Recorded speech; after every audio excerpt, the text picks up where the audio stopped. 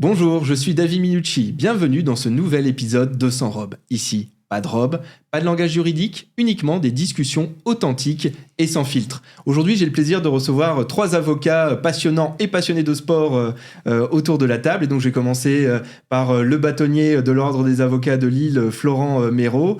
Donc, Florent, tu es avocat généraliste au barreau de Lille. Et malgré toutes tes occupations, tu trouves encore le temps de faire de la natation, du crossfit, des sports qui sont au final aussi complets que ta pratique juridique. Et ensuite, nous avons Bertrand Dansette, avocat donc à Lille en droit du travail. Pour Bertrand, une procédure au prud'homme, c'est un peu comme un triathlon, c'est-à-dire que ça demande de l'endurance, ça demande de la stratégie et ça demande surtout un bon ravitaillement en café. Et ensuite, nous avons Benjamin Gras, avocat au barreau de Lille en droit des affaires. Benjamin, c'est pas uniquement un style vestimentaire sportswear, c'est également un fan de basket, de rugby, et alors t'as même une table de billard dans ton cabinet. Benjamin, lui, il aime dribbler entre les clauses juridiques. Et en tout cas, j'espère que nos échanges seront aussi intenses qu'une finale de championnat. Bon, commençons tout de suite dans les sujets après cette courte introduction sur le premier sujet qui va nous intéresser aujourd'hui. Et alors, vous m'avez dit déjà dès le départ que c'était un peu des sujets un peu touchy, mais c'est aussi pour ça qu'on en parle. Donc, pourquoi en fait il est difficile aujourd'hui de recruter des avocats collaborateurs, alors qu'il y a quand même une augmentation du nombre d'avocats en France. C'est-à-dire que souvent, beaucoup de monde me dit, en fait, les avocats, ils arrêtent... il y en a beaucoup qui arrêtent la profession au bout de quelques années, parce que certainement, ils s'y retrouvent pas.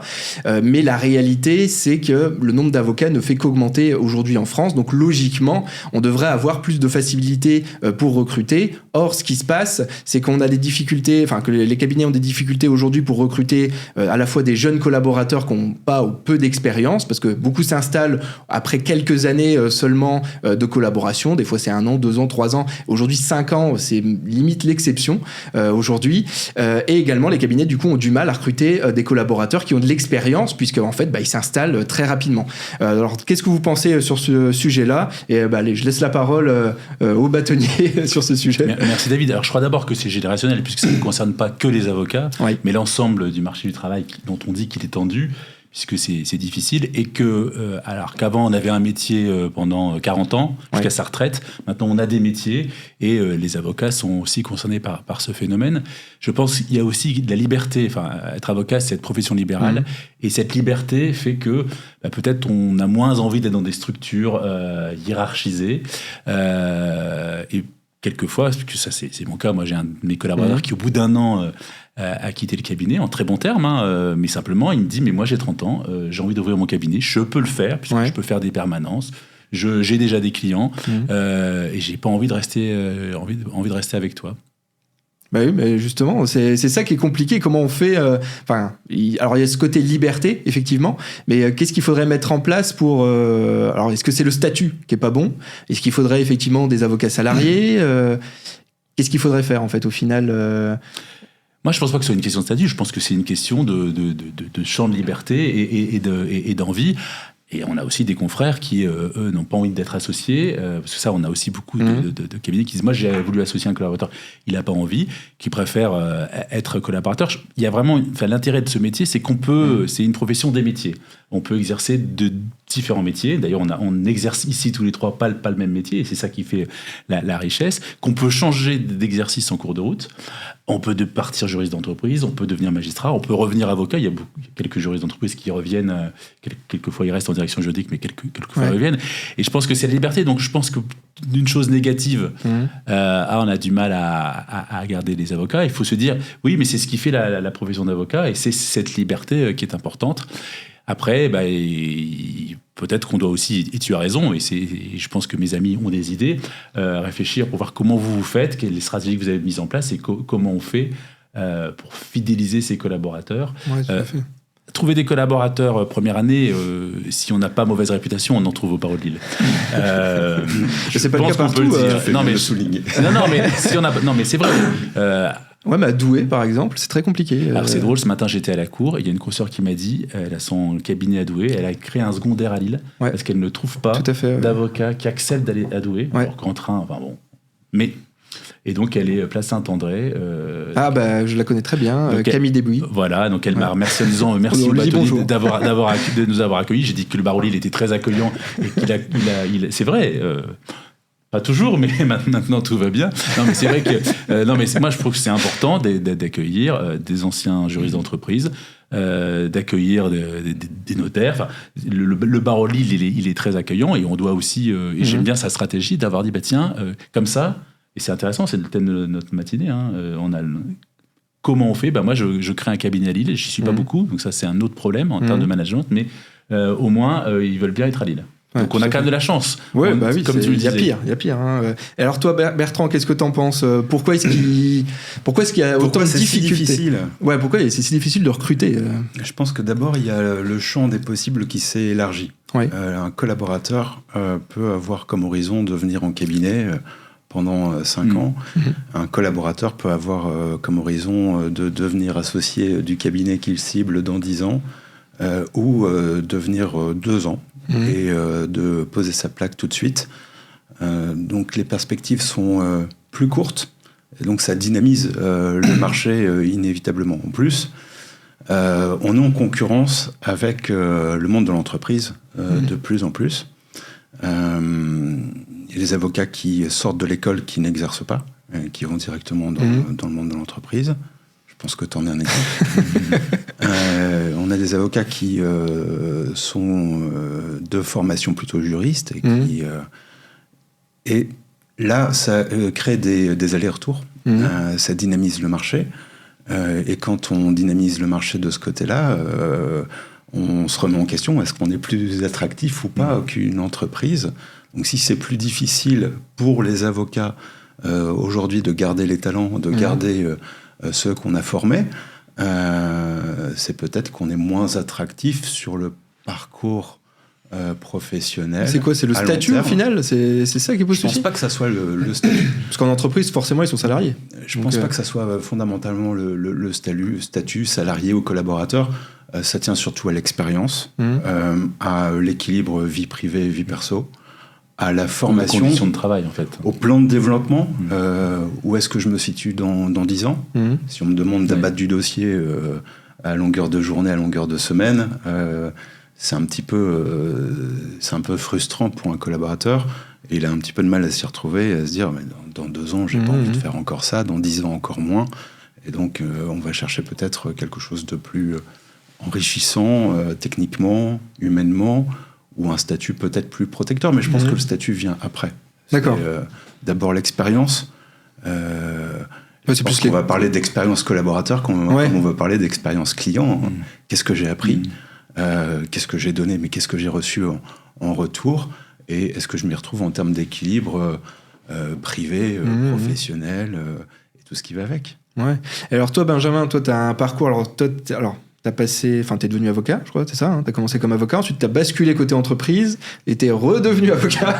Exactement. Alors du coup, je pense que t'es assez bien placé du coup pour parler un peu de ce sujet-là. Donc qu'est-ce que t'en penses ? Est-ce que toi, t'as des difficultés à recruter ? Alors toi, t'as les deux, on va dire. T'as des juristes et t'as des avocats.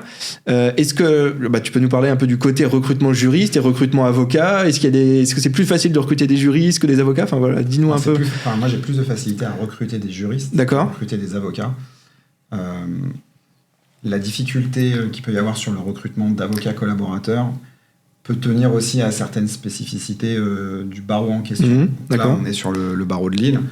Je ne suis pas sûr qu'à Paris ou dans le sud-est ou dans le sud-ouest, ils aient forcément les mêmes enjeux ou les mêmes problématiques. D'accord.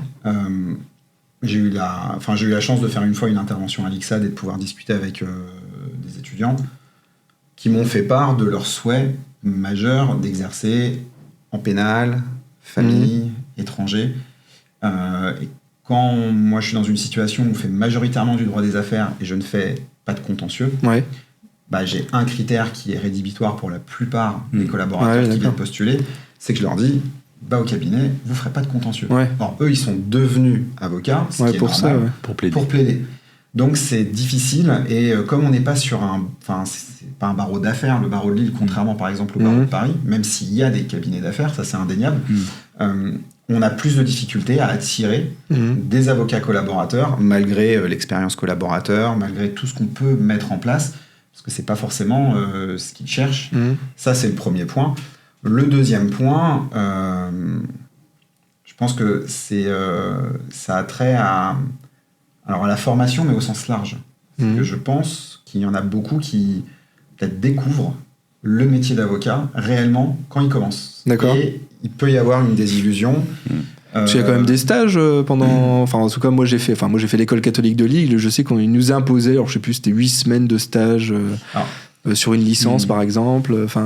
Ça, je sais pas, mais moi je me souviens, quand j'étais en cabinet à Paris, j'avais un collaborateur, un middle senior qui m'encadrait beaucoup, Dominique, qui s'il écoute ça reconnaîtra, et qui en fait m'a dit une phrase qui m'est restée toute ma vie, et que je continue à dire parfois aux stagiaires ou aux collaborateurs.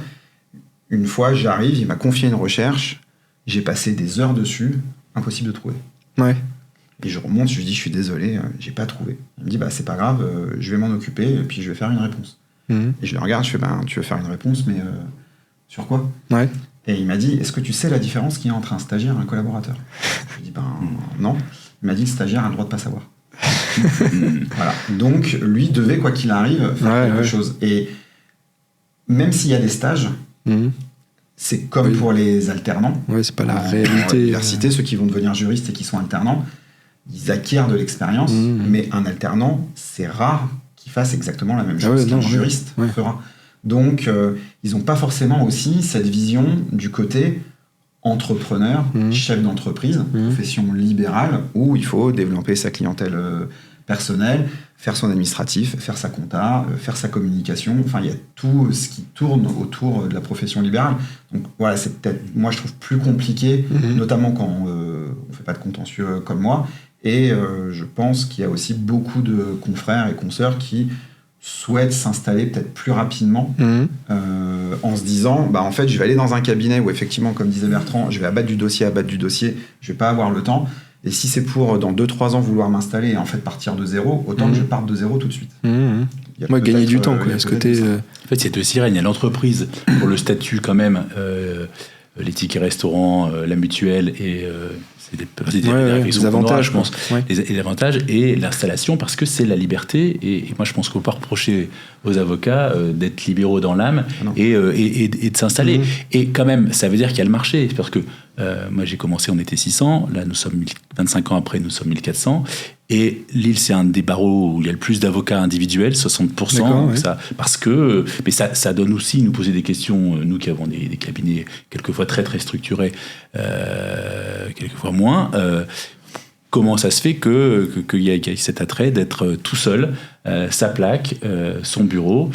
Et les choses ont changé. Maintenant, on peut avoir quasiment plus avoir de bureau, un simple ordinateur portable, un téléphone, un scooter à Paris, une voiture.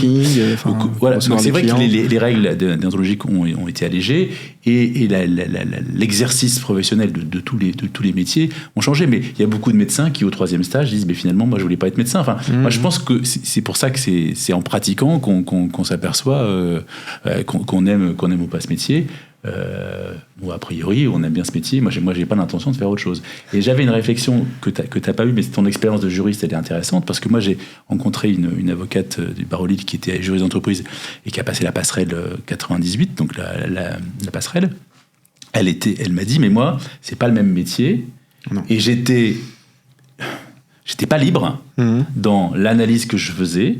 J'avais un directeur juridique au-dessus de moi qui devait aller au CODIR, enfin qui devait rendre des comptes. Et en fait, moi, j'ai voulu être avocate parce que j'aime l'idée de donner aller en conseil, mais d'être libre dans mes conseils et de pas avoir de contraintes. Donc ça reste quand même des exercices qui sont complètement différents. Et moi, je crois beaucoup au mix. Moi, j'aime bien ton parcours parce que tu as fait les deux. Et toi, par exemple, c'est quoi la différence entre les deux métiers que tu as exercés alors, entre les deux métiers, déjà juriste, avocat, ça n'a rien à voir.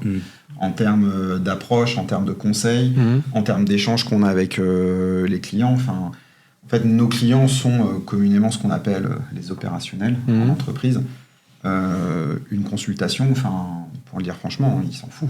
C'est-à-dire qu'il veut la réponse. Ouais. L'argumentation qu'il y a derrière, mais limite, il n'y a même pas besoin d'avoir dans le mail.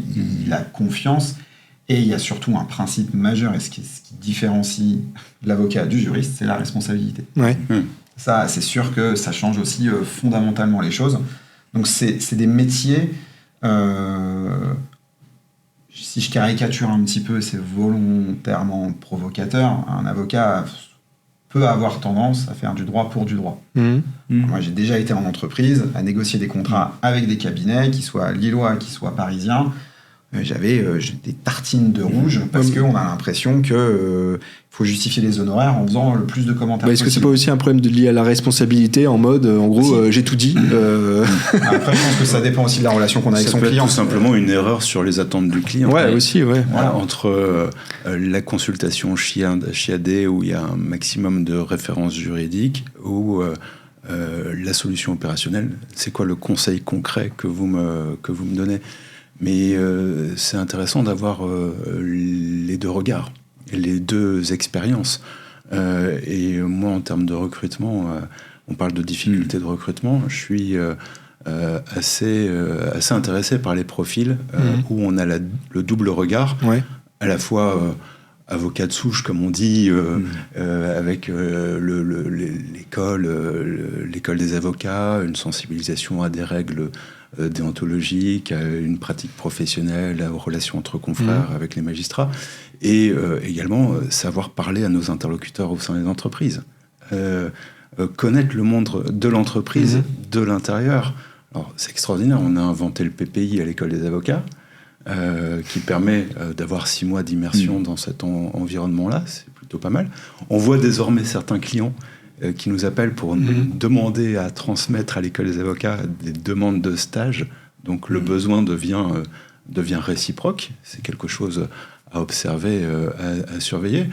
Mais moi, quand j'ai un profil qui a une double compétence avec des stages en entreprise, des expériences en entreprise, c'est toujours un plus. Et d'ailleurs, chez nous, on a 2 associés qui ont été juristes avant d'être avocats, parce que c'est pas le même rapport. Et puis ils connaissent le client au final. Enfin... Ouais, moi, j'ai la chance au cabinet d'avoir vraiment tous les profils. C'est-à-dire que j'ai des avocats passerelles, j'ai des avocats traditionnels, si on veut dire, qui ont passé le CRFPA et qui ont fait l'ICSAD. J'ai des juristes. C'est des approches et des visions qui sont totalement différentes. Alors, mais j'ai deux collaboratrices libérales qui ont fait un cursus plus traditionnel, qui, de par nous, la méthodologie ou la manière dont on accompagne nos clients, ont maintenant une vraie vision, on va dire, juriste d'entreprise.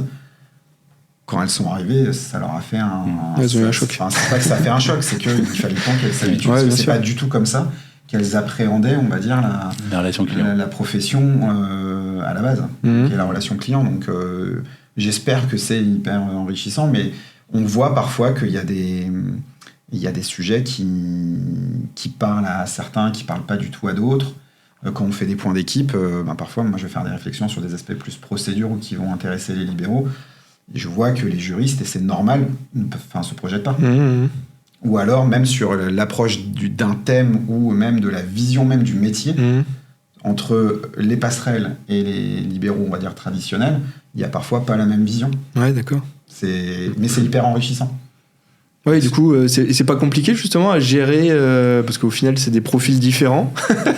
Tu vas nous dire que non. Si, en fait, alors c'est compliqué, c'est pas, je trouve que c'est pas forcément compliqué à gérer parce que par définition la passerelle ils ont déjà au moins 8 ans d'expérience, donc ça dépend et ils viennent avec une idée plus à terme de l'association ou d'être un peu en mode console comme on a envie de dire.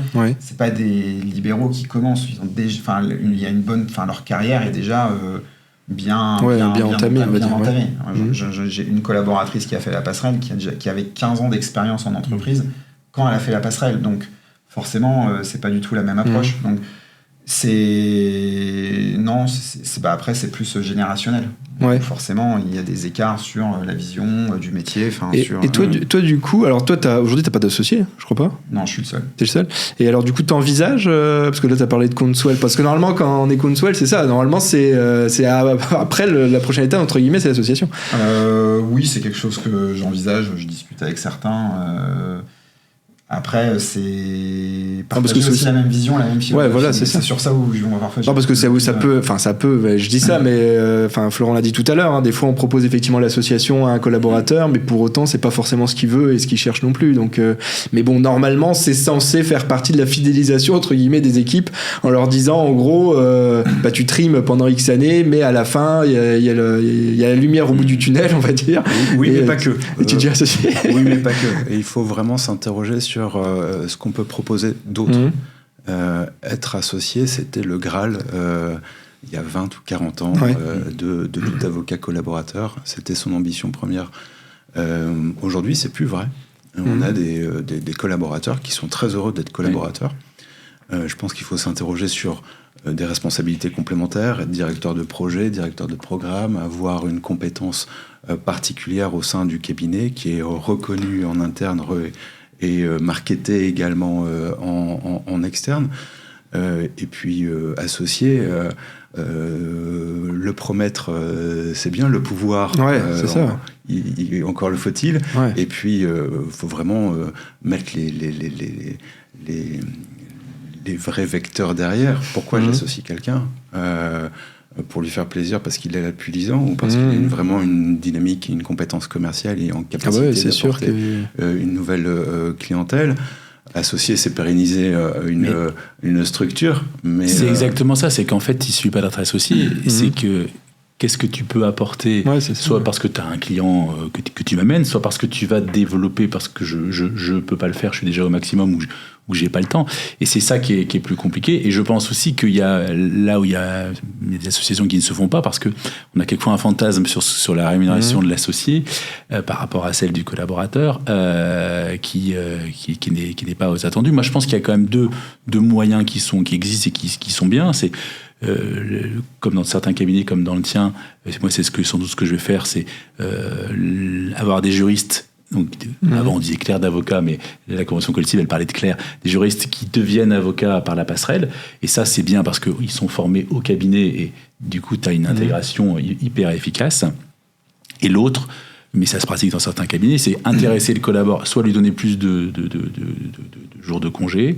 Alors le télétravail a quand même changé les règles, puisque maintenant on nous demande en entretien le nombre de jours de télétravail par semaine.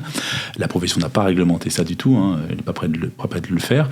Et l'autre mode, c'est un intéressement qui permet de dire aux collaborateurs, si tu atteins le tel chiffre, c'est pas tout pour moi. Et voilà. Donc ça se pratique. Hein. Sujet d'un de mes posts LinkedIn. Oui.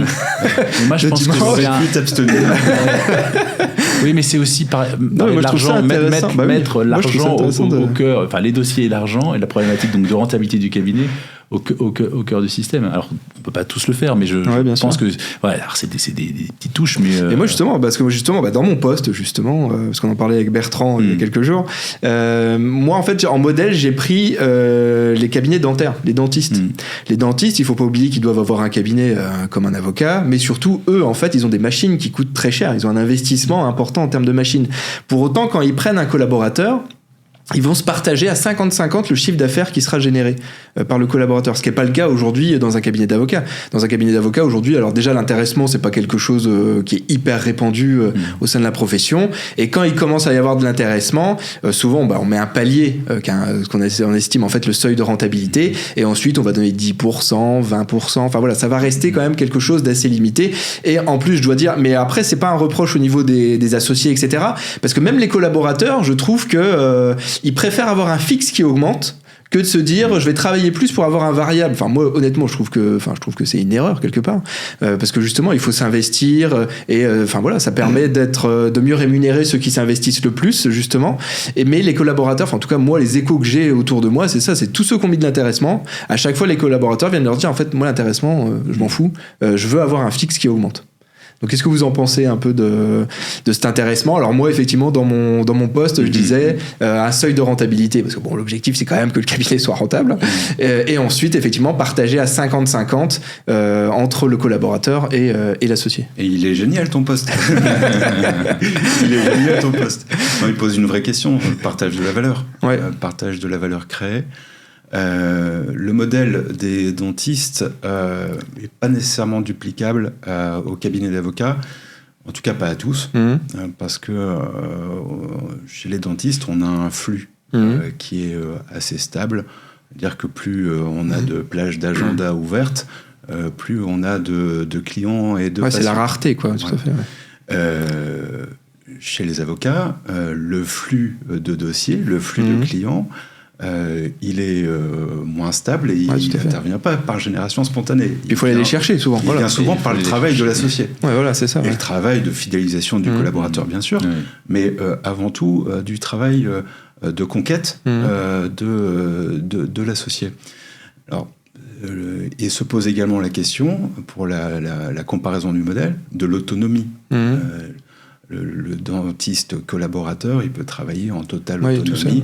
Il y aura peut-être un partage sur l'assistant dentaire, mais dans un cabinet d'avocats, les collaborateurs, quel est le niveau d'autonomie d'un cabinet à un autre, c'est très variable. D'un collaborateur à un autre aussi.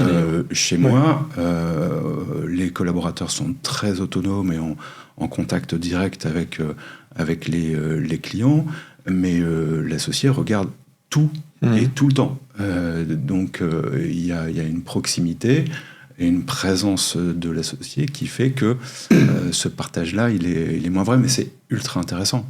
Nous devons nous interroger sur le partage de la valeur et abandonner des schémas un peu archaïques, qui est de partager le moins possible, parce qu'on crée du découragement, on crée des sentiments d'injustice, de jalousie, et par rapport au recrutement, on donne envie aux collaborateurs qui ne sont pas prêts et qui se leurrent également sur certains aspects économiques. On leur donne envie de partir et de poser leur plaque, et puis quelquefois de faire de mauvaises expériences. Est-ce que ça n'entraîne pas quelque part un peu une paupérisation de la profession, ce côté je m'installe très vite je sais pas, enfin moi j'ai l'impression que ils se projettent pas forcément sur la durée, ils ont pas vraiment de projet pour développer leur clientèle. Alors souvent ça nous parle de garde à vue. Enfin voilà, en fait, je crois que on n'a pas des flux de patients comme les dentistes. On a en revanche un secteur a été extrêmement important, dont la rémunération a été un peu augmentée, il faut le reconnaître, par les différents gardes des Sceaux et par Dupond-Moretti. Alors, pas autant qu'on le voudrait, c'est vrai, qui assure, et aussi des cabinets qui n'ont pas forcément envie d'être sur ce marché-là, c'est toujours les deux mouvements, de sorte qu'en s'installant, on peut faire de la permanence garde à vue, de la permanence pénale, de la permanence victime. Lille, c'est beaucoup spécialisé, personnes vulnérables, mineurs, étrangers, il y a un gros marché en étrangers, et c'est pas le même rapport à la clientèle, mais c'est un mode d'exercice. Il y a des modes d'exercice de clients qui viennent parce qu'ils ont besoin d'être défendus, et d'avocats qui sont présents, quelquefois en urgence. Donc moi j'ai arrêté les gardes à vue la nuit il y a très longtemps parce que ça m'était physiquement. Si je voulais continuer à aller nager le midi, il fallait que je dorme la nuit. Et j'admire les confrères qui le font pour quand même très peu d'argent. Et ça génère aussi sur ce marché, c'est-à-dire qu'il y a des marchés qui quelquefois sont mixtes, mais il y a des marchés. Mais en vrai, je ne sais pas s'il y a une paupérisation, mais ça correspond aussi à un marché. Et j'ai pas de statistiques, mais de toute façon, on le sait très bien. Il y a des avocats qui sont très très pauvres, qui s'en sortent pas. Il y a des avocats, notamment dans le secteur aidé, qui s'en sortent pas mal. Peut-être quelquefois tout aussi bien que certains cabinets structurés, qu'ils soient généralistes ou spécialistes, reconnus. Il y a une paupérisation de la profession puisque les revenus sont pas ceux qu'imagine le grand public. C'est un peu tiré par les barreaux d'affaires, donc les chiffres sont faussés par les... Mais à Paris, je crois, il y a 5% des cabinets qui font 95% du chiffre. C'est les cabinets de fusion-acquisition, et encore, je ne connais pas bien les termes du corporate, tu nous diras. Et le judiciaire et le conseil, à part peut-être dans des niches comme les tiennes, il est dans la moyenne. Voilà. Alors Benjamin, dis-moi un peu ton avis là-dessus, même si... Alors toi, au final, t'es resté très peu collaborateur, avocat collaborateur. Ah oui, je suis resté... Alors moi, j'ai fait à Paris, c'est quelque chose que je trouve très bien, et je pensais qu'en fait, ça se faisait partout, et j'ai découvert que c'était qu'à Paris. À l'EFB, on a la possibilité de le faire en régime salarié. Ah d'accord, ok. En fait, j'étais en cabinet, j'ai réussi à convaincre, et évidemment, le cabinet où j'étais était d'accord, m'a pris en fait en tant que juriste. Donc moi j'ai fait l'école d'avocat en salarié. D'accord, ouais. Donc j'avais cours tous les jours. En fait il n'y avait pas d'histoire de module. Donc moi j'avais quasiment pendant 10 mois, 10-12 mois, j'avais cours tous les jours de 18h à 21h. Donc je le faisais le soir. Ouais, d'accord. Et après effectivement j'ai prêté serment, et je me suis omis 3-4 mois après avoir prêté serment, même si j'avais travaillé dans le cabinet depuis 3 ans. D'accord. Et je suis parti en entreprise où j'ai fait jury, j'ai même été consultant à achat, j'ai fait des achats dans une partie de ma vie professionnelle, et puis je suis arrivé dans... C'est les achats dans quel domaine du coup Achat IT, je fais des achats informatiques. Ok. Tout ce qui était lice, logiciel. Et où à Paris c'était ? Ouais, c'était à Paris, et ça donne... ce que je disais souvent, c'est quand je suis arrivé en entreprise, je discutais avec des opérationnels, comme on dit, et je me faisais souvent la réflexion de dire on parle tous les deux français, je comprends pas ce qu'ils comprennent pas. Je leur expliquais quelque chose, et je me disais mais c'est dingue, je comprends pas ce qu'ils comprennent pas.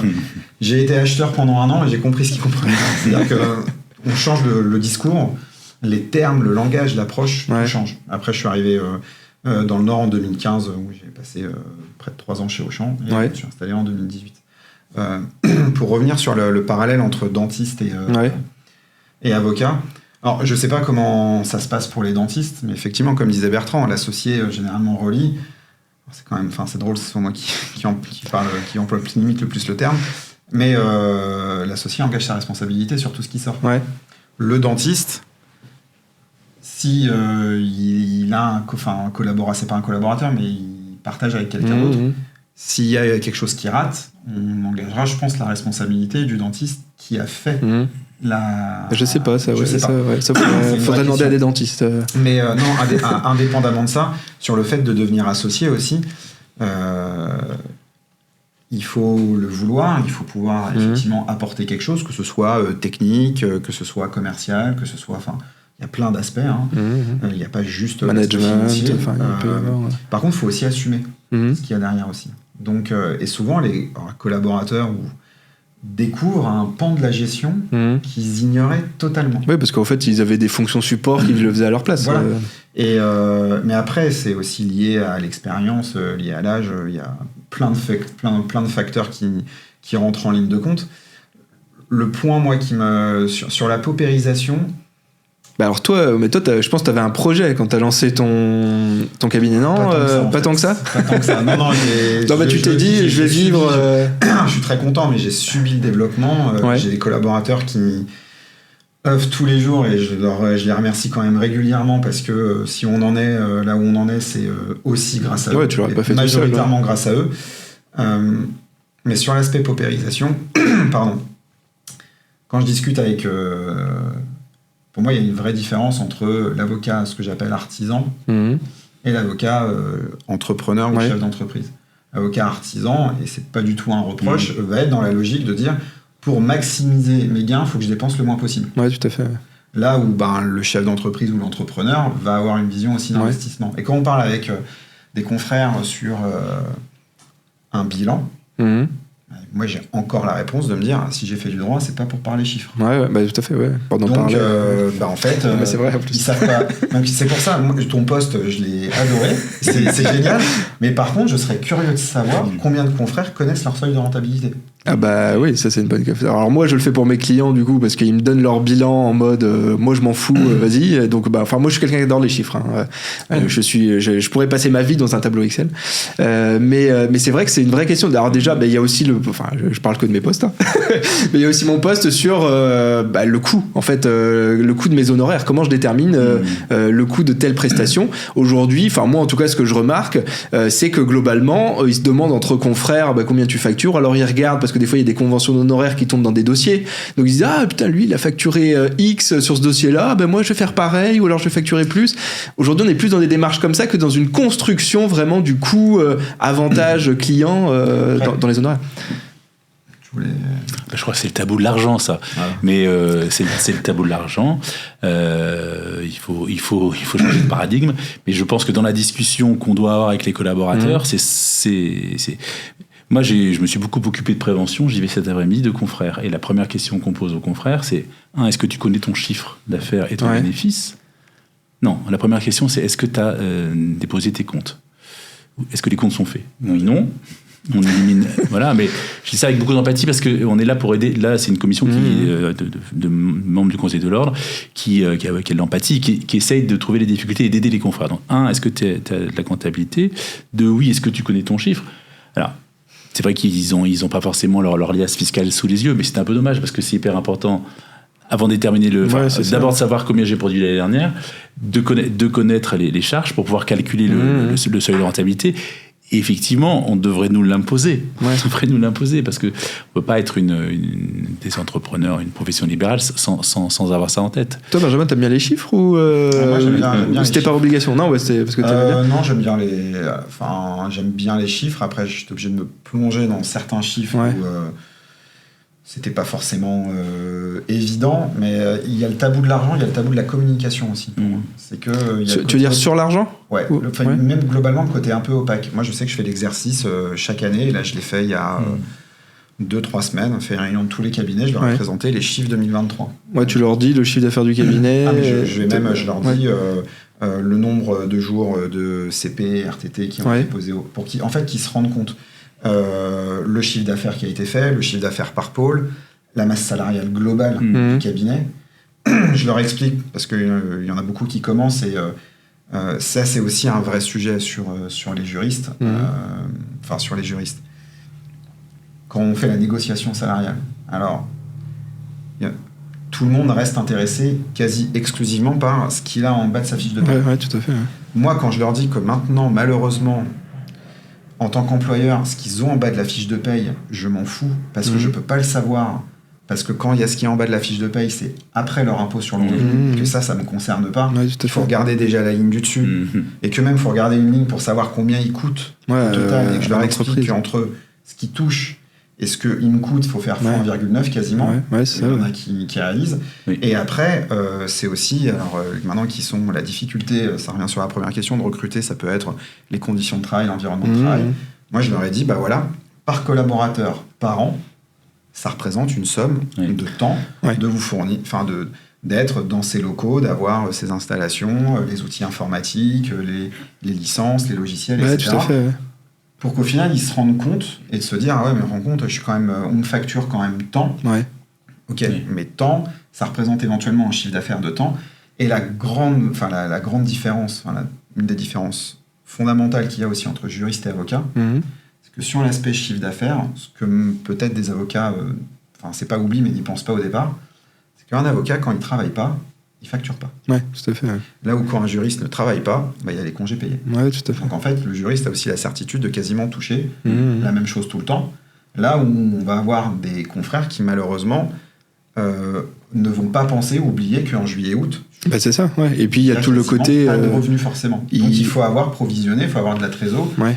Et c'est comme ça, effectivement, qu'on se retrouve avec des cotisations qui ne peuvent pas être régularisées. Et puis l'avocat, il ne peut pas facturer toute la journée. Enfin, il ne peut pas dire je facture 10 heures par jour, parce qu'il y a des fonctions support, il y a le téléphone qui sonne, il y a le facteur qui arrive. Enfin, je veux dire, il faut bien se rendre compte qu'au final, dans une journée, et moi souvent, quand je fais le calcul avec mes clients, maximum, on compte 4 heures de facturation par jour. Parce que y a plein de choses en fait qui se rajoutent petit à petit. Plus effectivement, il y a les congés payés. Les congés payés qui n'existent pas pour les avocats, mais en tout cas, il faut en tenir compte aussi quand les salariés. Alors du coup, en termes de communication parce que ça m'intéresse, tu as lancé un sujet hyper intéressant sur la communication. Est-ce que toi, tes équipes, il y a une communication sur les rémunérations de tout le monde ou pas du tout Parce que alors moi, c'est un sujet parce que des fois, moi, je dis pas qu'il faut donner la rémunération de tout le monde, etc. Mais je trouve ça bien, en tout cas. Alors moi, je donne la mienne. Ouais, toi, la tienne, en tout cas, elle est connue. La mienne est connue. Après, les rétrocessions des collaborateurs où les salaires nous, on n'a pas vraiment de grille, on a des grilles à l'entrée. D'accord, généralement, on fait une différence qu'on a recruté. Moi, dans le cabinet, j'ai 70% des collaborateurs pour qui je suis le premier employeur ou la première expérience. Donc, on fait généralement une distinction entre ceux qui qui sortent de Master 2 et ceux qui sortent de Master 2 avec alternance. On essaye de valoriser, c'est pas on essaye, on valorise quand même l'expérience qui est censée être acquise pendant l'alternance. Tout dépend de l'alternance qui a été faite. Mais après, moi j'étais en entreprise. Il n'y a pas besoin de communiquer. En fait, ils se le disent tous. Je pense même, c'est limite un sondage que je pourrais faire, et comme je pense que la plupart des collaborateurs écouteront le podcast, je pense qu'ils vont naturellement revenir vers moi, et je leur pose la question, est-ce que vous accepteriez que je dise à tout le monde votre rémunération ? Et là, je suis pas convaincu. Et je pense que. Ah, mais toi, tu donnes la tienne, tu vois. Oui, non, mais en fait, eux, à mon avis, ça les intéresse de savoir combien tu gagnes, tu vois. Oui, mais c'est justement aussi pour leur montrer que, contrairement à la vision qu'ils ont, moi, j'ai fait le choix de ne pas avoir une rémunération qui est extravagante ou qui est vraiment très forte, parce que je leur ai expliqué que j'ai toujours fait le choix de minimiser ma rémunération pour réinvestir dans le cabinet. Tout à fait, te développer. C'est parce que, justement, je prenais pas beaucoup de rémunération par rapport à ce que j'aurais pu prendre, que ça m'a permis de recruter des collaborateurs par anticipation, parce que je sentais que ça allait arriver, mais au moment où je les ai recrutés, ça permet le temps de les intégrer.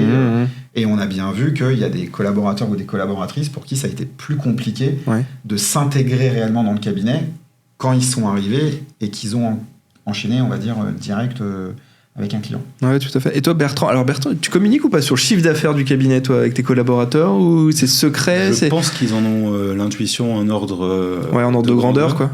Ce qui est important, à mon sens, ce qui est indispensable dans tous les cabinets, c'est d'avoir un discours clair sur le sujet et d'avoir des rendez-vous sanctuarisés où on revient sur cette thématique. Toi, il y a des rendez-vous réguliers, enfin combien de fois par an à peu près? Il y a des entretiens quadritrimestriels. D'accord, et on a une communication annuelle, on fait un séminaire d'associés 2 jours par an, et après on donne un petit peu des éléments de tendance. Il faut se souvenir qu'il y a quelques années, Covid, on en sort à peine, on a vécu des événements qui étaient extrêmement traumatiques chez nos clients et également dans certains cabinets, des activités complètes. Donc ça a créé beaucoup d'anxiété sur le lendemain et ça a renforcé le besoin de clarté sur la solidité du cabinet comme d'une entreprise. Est-ce qu'on fait moins bien, mieux que l'année précédente? Donc nous, on a toujours des indicateurs de tendance pour venir dire on a fait mieux, super, partager, récompenser. Venir dire également et expliquer pourquoi on a été défaillant sur tel ou tel semestre et comment on peut l'expliquer, réfléchir ensemble à faire mieux. Tu parles de trésorerie juillet-août, c'est une réalité adossée au délai de paiement de certains clients et certains clients qui vont mal, c'est également une autre réalité. En tout cas, il faut avoir un discours. On parlait tout à l'heure du juriste, de l'avocat, du sentiment d'indépendance. Nos collaborateurs ont besoin de perspective, ont besoin de clarté sur mon cabinet, est-ce qu'il est en bonne santé, est-ce qu'il fait envie, est-ce que je peux gagner plus dans 1 an, dans 2 ans, dans 3 ans. Donc il faut préparer ce discours et casser les fantasmes, peut-être pas communiquer les chiffres, mais donner des explications rationnelles. Alors changeons un petit peu de sujet, même si c'est quand même assez lié. Est-ce que du coup vous mettez en place un peu ce qu'on appelle le team building au sein des cabinets, justement pour essayer d'avoir une espèce de cohésion, même si au final, alors je pense que c'est apprécié au niveau des collaborateurs, mais après je pense pas que c'est ça qui fasse que les gens restent ou pas au final. Je sais pas que c'est quoi Benjamin, je vois qu'il est pas du tout d'accord là-dessus. Non, je dis pas que je suis pas du tout d'accord. Non, mais disons que je trouve que ça crée des liens effectivement au sein des équipes, et il y a une meilleure ambiance, le quotidien est mieux, mais de là à dire que c'est un point où la personne se dit en fait non, je vais rester une année de plus, etc. Je suis pas sûr que ça rende vraiment, je sais pas, après à toi de me dire. C'est toi qui as combien, t'as 25 collaborateurs, non? Voilà, moi je suis tout seul, donc j'ai moins la vision. C'est vite fait, la réunion est vite faite. Voilà. C'est surtout la logistique qu'il y a à gérer derrière après. Pourquoi j'ai un peu quand t'as dit ça. Non, c'est parce que nous, en fait, on n'avait pas fait. On faisait avant un peu des soirées cabinet, mais pas vraiment des séminaires en tant que tel. D'accord, ouais. Bon, ça en fait partie, de toute façon. Enfin, je veux Oui. dire. Et l'année dernière, le cabinet fêtait ses 5 ans, donc on a vraiment on a fêté les 5 Alors, vous avez ans, fait quoi? Alors, vas-y, fais-nous rêver. On est parti, on a privatisé un endroit où il y avait terrain de tennis, terrain de pétanque, piscine, pendant 2 jours. Enfin, ça s'est fait vendredi, samedi, et puis départ le dimanche matin. Avec ou sans conjoint, du coup, alors? Sans conjoint. Sans conjoint, ok. Non, sans conjoint. Il y avait énormément de personnes. En fait, c'était vraiment créer une vraie cohésion. Parce que je disais un peu en rigolant, on fête les 5 ans, mais j'ai 60% du cabinet qui a à peine un an d'ancienneté. Ouais, d'accord. Donc, en fait, les 5 ans, ça n'avait pas la même signification que ça pouvait principalement l'avoir pour moi. Mais c'était un vrai moment de cohésion. On a passé des très bons moments. On a fait une sorte de questionnaire un peu satisfaction derrière. On a vu ce qui avait été apprécié, ce qui avait été moins apprécié. Il y a eu un vrai moment de cohésion. On a fait une activité tous ensemble. Il y a eu des activités justement par pôle. Le retour qu'on m'a fait, c'est qu'il y en a qui ont énormément apprécié le moment où ils ont pu se retrouver par pôle. Ouais, d'accord. On a eu un atelier de travail. Et là, on est en train de caler le séminaire, on va dire, de cette année. Alors, ça a été aussi une vraie réflexion, parce que l'année dernière, on l'a fait en juin. Donc, il avait fait un petit peu chaud. Cette année, on a fait le choix de le faire en avril. D'accord. On s'est rendu compte que, justement, le fait de le faire en juin, ça avait créé une vraie cohésion. Mais comme il y a les vacances d'été, en fait, on casse les dynamiques. Ouais.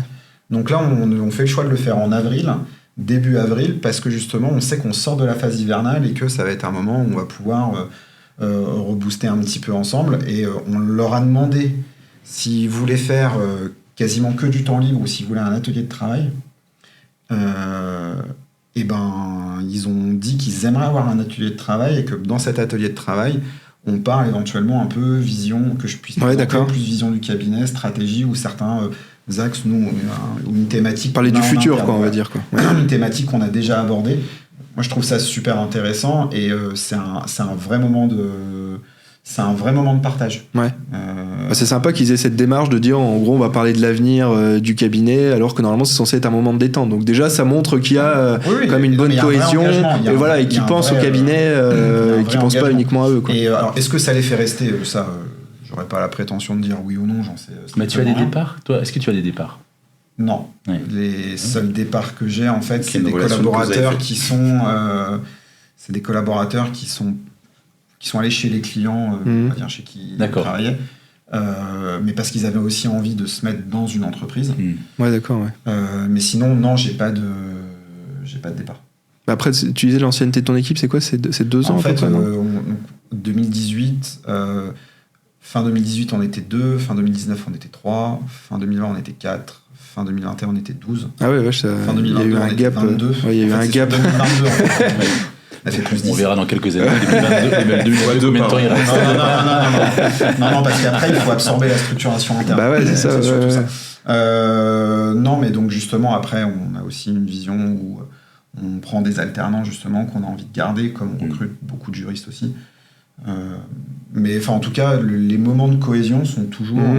Oui, c'est un plus. Ouais. Et toi, Florent, vous en faites Moi, je suis un mauvais exemple puisque mon associé prend son indépendance. Ouais. J'ai un correcteur qui vient de partir, donc on est un peu en train de phase de transition. Phase de transition. On a toujours fait. Moi, je fais des réunions hebdomadaires qu'on appelle le rôle, mais où j'essaye de, au-delà de distribution des dossiers, d'être un peu convivial.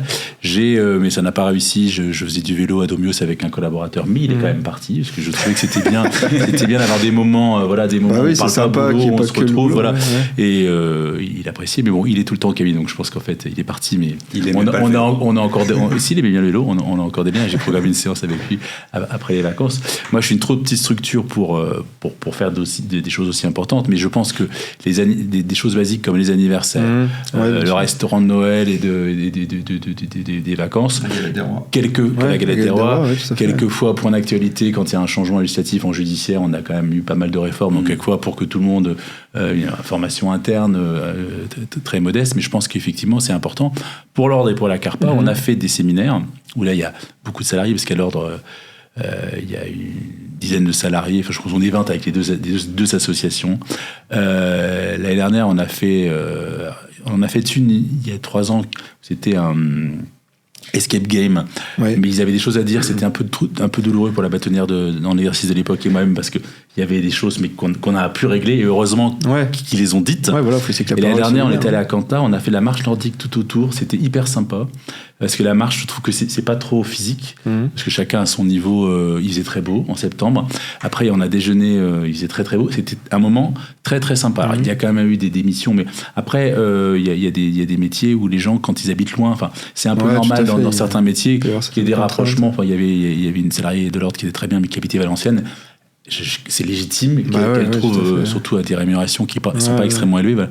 Donc c'est légitime, mais ça permet quand même d'avoir un sentiment d'appartenance, surtout à l'ordre où ils font pas tous le même métier, ils sont souvent, certains sont beaucoup en contact avec des avocats, d'autres moins, donc ça permet aussi de savoir ce que font les autres, parce que l'ordre ne sait pas ce que fait la CARPA et inversement, donc ça c'est très utile, mais moi je pense qu'effectivement il faut montrer qu'on travaille beaucoup. Je reviens dans les cabinets, qu'on a plaisir à travailler, moi j'aime travailler, donc moi ça me dérange pas de travailler beaucoup, mais qu'on sait aussi faire des breaks. Mais de toute façon, en même temps, la société, elle a changé. Avant, on faisait 8 heures. Moi, je me faisais engueuler par mon patron quand j'arrivais à 9h. 9h30. Je lui ai dit, j'étais devant le juge pour vous, mais si vous voulez aller à ma place la prochaine fois, ça m'arrange. Donc, il m'a pu emmerder. Où il fallait pas faire de pause entre midi et 2. Enfin, il y avait des dynamiques où tout le monde bossait. Là, je vois qu'au cabinet, entre midi et 2, et c'est normal, hein, entre midi et 2. Mais là, on est en train de travailler entre midi et 2. Là. Oui, mais et je crois qu'effectivement, le soir...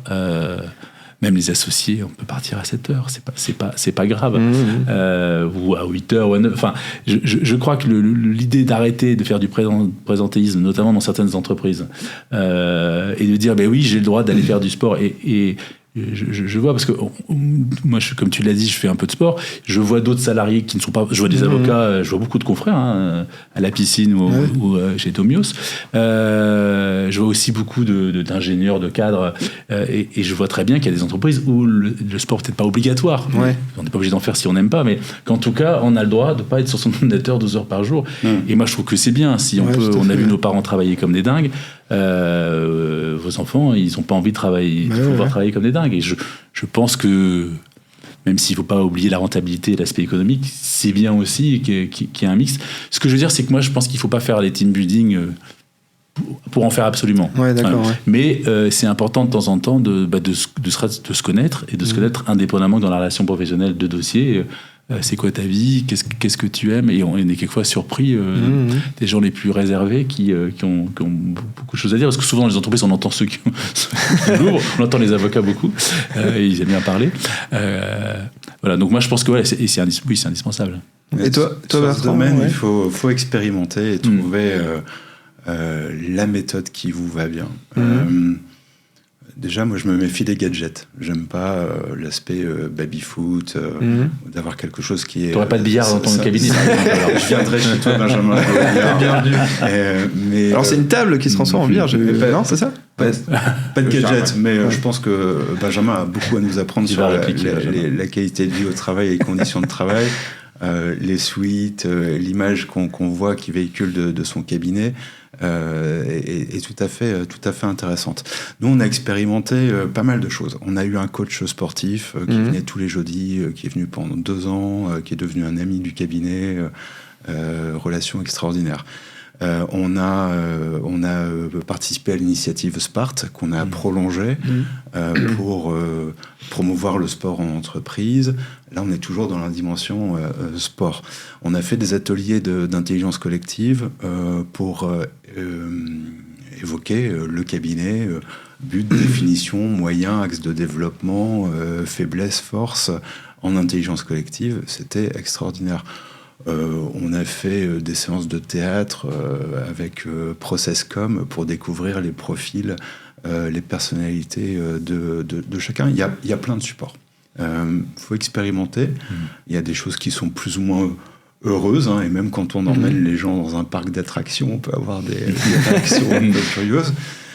Dans la promotion du sport, et quelquefois ça va pas à tout le monde, parce que ça renforce encore une fois le sentiment de compétitivité, l'engagement.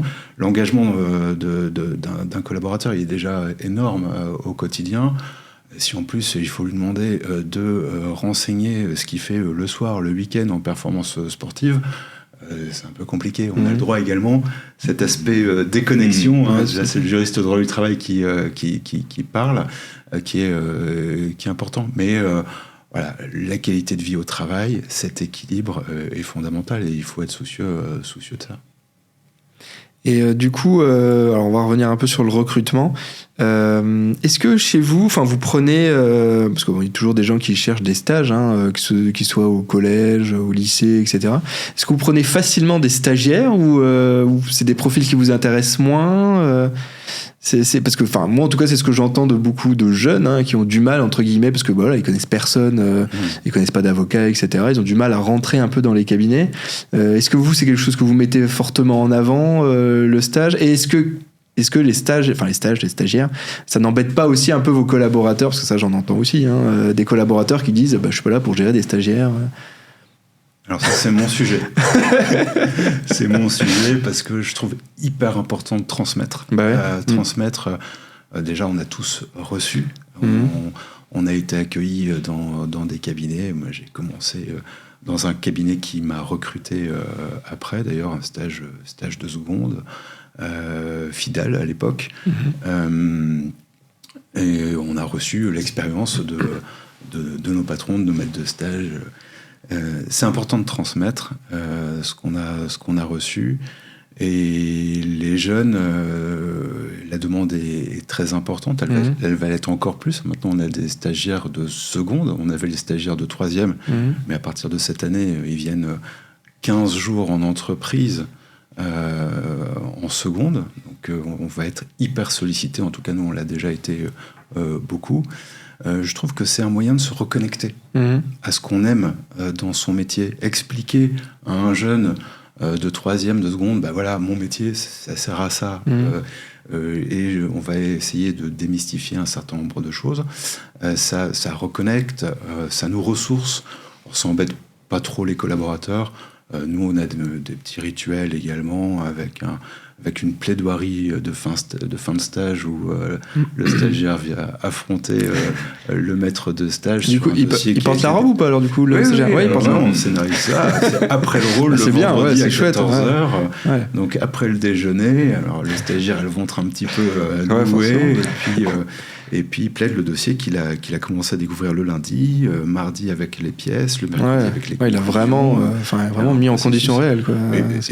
C'est ultra gratifiant, satisfaisant pour tous ceux qui participent à ça.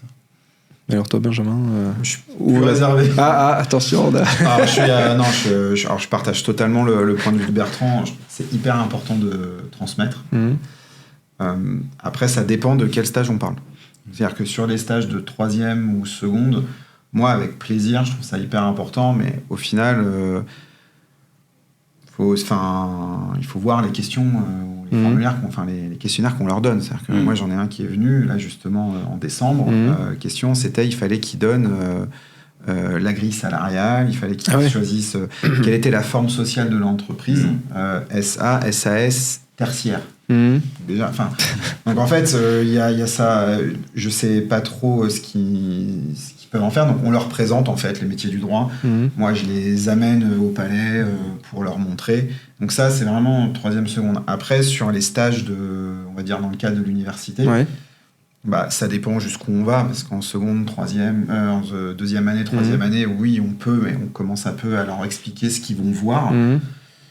Et après, là où je trouve ça parfois un peu plus délicat, c'est que sur le Master 2, c'est un stage, généralement, c'est avril-juillet. Et 4 mois, où en plus, il y a le mois de juillet, où, comme on ne fait pas de contentieux, qu'on fait que... Nous, c'est aussi le mois de juillet, pas qu'on a une baisse d'activité, mais on a des collaborateurs qui prennent des vacances. On n'est pas lié, on va dire, aux vacances judiciaires. Donc sur le mois de juillet, il y a déjà moins de personnes peut-être pour s'occuper du stagiaire. Le mois de mai, ça dépend comment il tombe. Cette année, le mois de mai, quelqu'un qui vient en stage en mai, il va pas se passer grand-chose. Donc, en fait, avril-juin, en 2 mois, le pauvre ou la pauvre voit pas forcément grand-chose. Donc, pour ça, moi, je trouve ça aussi intéressant, l'aspect alternance. Après, moi, alors, je vais certainement pas me faire des amis dans la communauté universitaire. Moi, ce qui me désole, c'est qu'ils arrivent en Master 2 et en fait, c'est la première fois qu'ils voient un contrat de leur vie, quoi. Donc, il y a très peu de concret.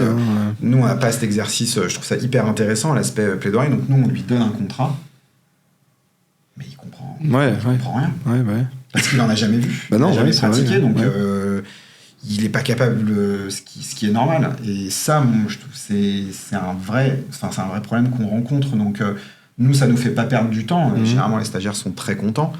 Les quelques stagiaires qu'on a eu, on a eu des bons retours. Mais c'est vrai que, en tout cas, nous, compte tenu de l'activité qu'on a, c'est aussi difficile de leur donner des choses intéressantes. Alors, on peut leur donner de la recherche, on peut leur donner de la veille.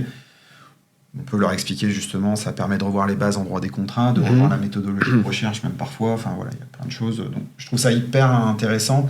C'est plus parfois sur la période, c'est pas forcément évident d'avoir des choses intéressantes à leur donner.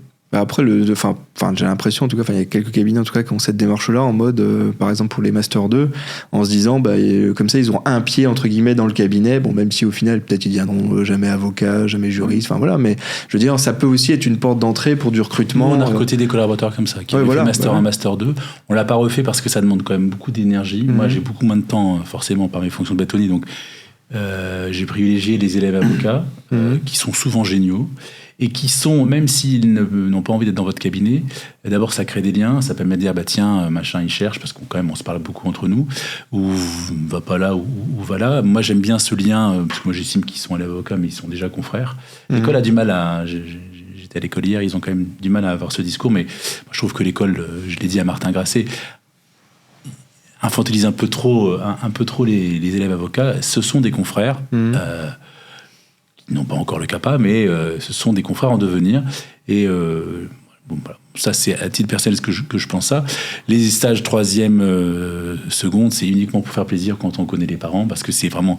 Moi, je trouve que c'est compliqué, même en audience. Enfin, alors nous, on peut les emmener en audience, mais c'est très compliqué. Ça permet souvent de s'entendre dire « Oh là là, mais vous faites que du papier », ce qui est vrai. Pas du papier des écrans, mais en tout cas, on est loin de l'image de l'avocat qui plaide comme dans les séries télévisées. Donc ça, si ça peut permettre d'aiguiller, d'aider, ça c'est pas mal. Mais moi, je pense qu'effectivement, c'est sans doute ce que je referais, des stagiaires plutôt M1 et M2. Alors maintenant, c'est lié. C'est pas mal. Je pense qu'ils ont créé un peu plus d'alternance, Benjamin. Donc je pense que la fac a un peu compris que voilà. Et vraiment 2 jours, mais comme à l'école des avocats, 2 jours en cabinet et 3 jours à la fac, c'est mieux qu'effectivement 3 mois, qui sont peut-être un peu trop longs d'ailleurs. Après, pour rebondir sur ce que disait Bertrand sur le fait que maintenant il y a des entreprises qui cherchent, qui sont intéressées par des stages PPI, aussi l'avantage c'est que le stage PPI c'est 6 mois. C'est janvier-juin, donc on peut plus facilement se projeter. Parce que la vie d'une entreprise, il y a un délai. Donc, alors, une organisation aussi. Un dossier, c'est ça. Il y a une organisation à comprendre et un dossier, un contrat à négocier, ça prend pas une semaine. Les allers-retours, ça peut prendre 2, 3, 4 mois.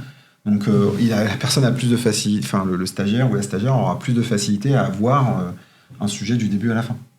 Ouais, tout à fait.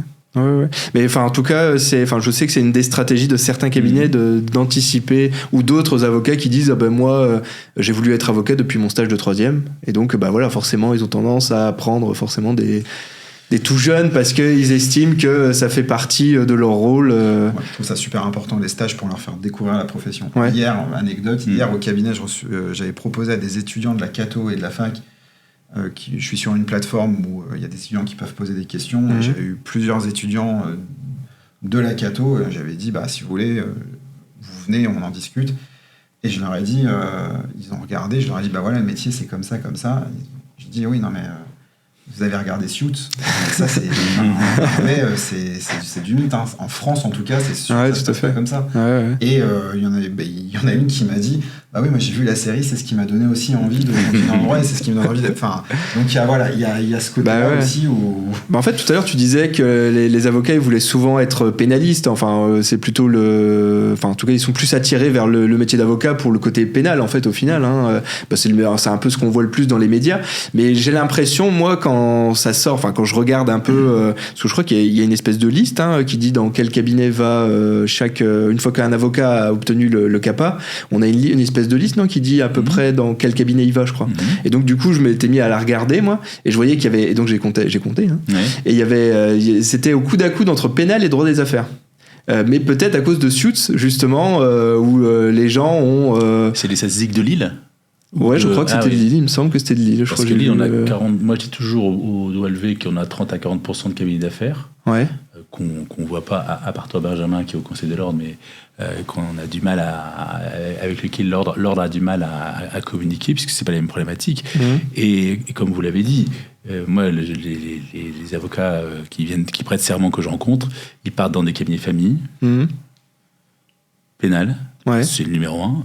Étranger, on a un gros marché en droit des étrangers et des cabinets structures en droit des étrangers. Ça aussi, c'est nouveau. Il y avait quelques avocats qui en faisaient, mais là, il y a... Alors, j'ai pas de stats, mais c'est une partie importante, et je le vois, dans le recrutement. Ce serait intéressant d'avoir des stats un peu comme ça, voir un peu s'il y a une évolution au niveau des matières. Tu vas refaire un tableau Excel avec je vais faire un tableau Excel. non, mais je trouve ça intéressant.